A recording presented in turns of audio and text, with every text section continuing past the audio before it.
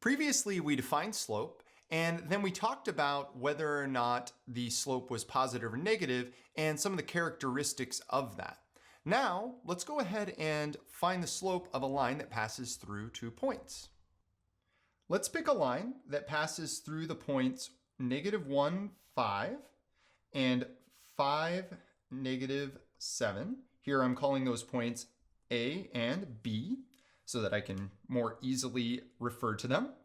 And if you noticed, I have a graph over here. I'm big on understanding what I'm dealing with, and we'll talk more about why that's important later. So let's go ahead and plot these points.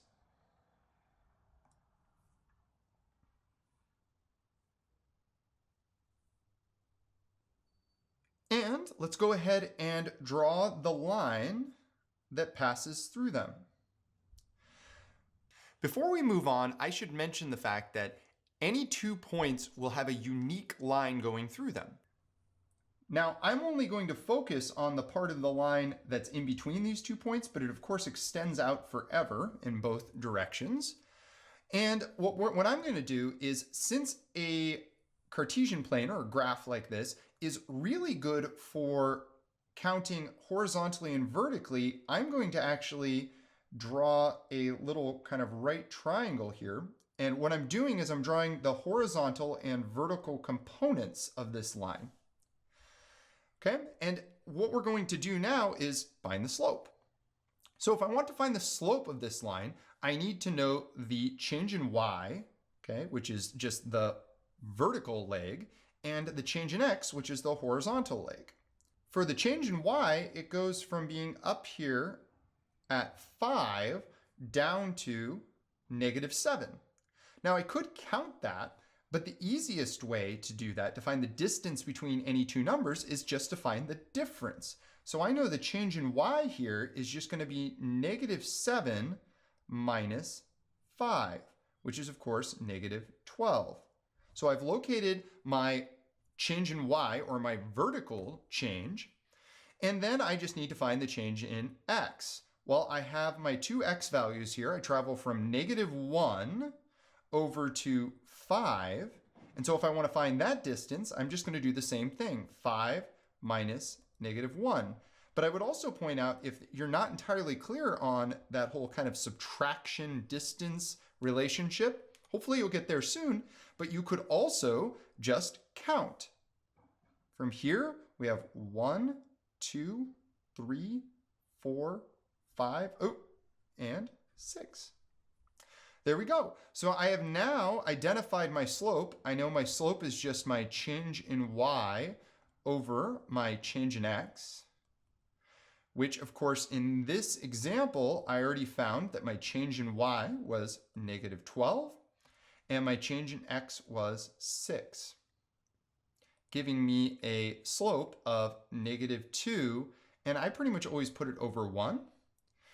Now, both of these describe the slope. Usually you use the reduced form of the fraction, but you can use either one. And the reason we know we can use either one is if I were to start up at this point here, if I travel down 1, 2, and to the right 1, I end up back on the line. And that's what the slope is. The slope is just directions from one point on the line to another. Now I want to point out the fact that this lines up with what we learned earlier. So here we do see that we have a negative slope. We computed a negative slope. And thinking back to what our line is doing, well, if I start out at the point up here and I travel to the right, I see that I am traveling in the downward or negative direction. So it does make sense that this has a negative slope. Now, one of the things that I would point out, and I just want to point out the most common mistake, this common mistake comes from using the formula. Okay, so if we have the change in y over the change in x, the change in y is just gotten from subtracting the 2 y values, and the change in x from subtracting the 2 x values from the different points. Now, what a lot of people end up doing is mixing up those points. So in this example, you can see over here that we had -7 minus 5, okay, which was starting with point B and then subtracting point A. Well, what ends up happening, what the mistake a lot of people make, is that instead of going in the same direction here, going from 5 to -1, okay, or subtracting 5 minus -1, as I did here, they'll do it in the reverse order. And as we saw in the positive and negative video, we have to do each one of them in the same order, or else we end up getting a positive versus a negative. Well, that's actually easy to fix if you graphed it out and you know what you're working with. So here we get that the slope is 2, or 2 over 1. But that's a positive 2 over 1. And if we look at our graph here, it's very obvious that we are not traveling in the positive direction. So we would immediately recognize that we made a silly mistake. Now we know how to find the slope, and just as importantly, how to interpret that slope and make sure that it matches up with the line that we're trying to describe.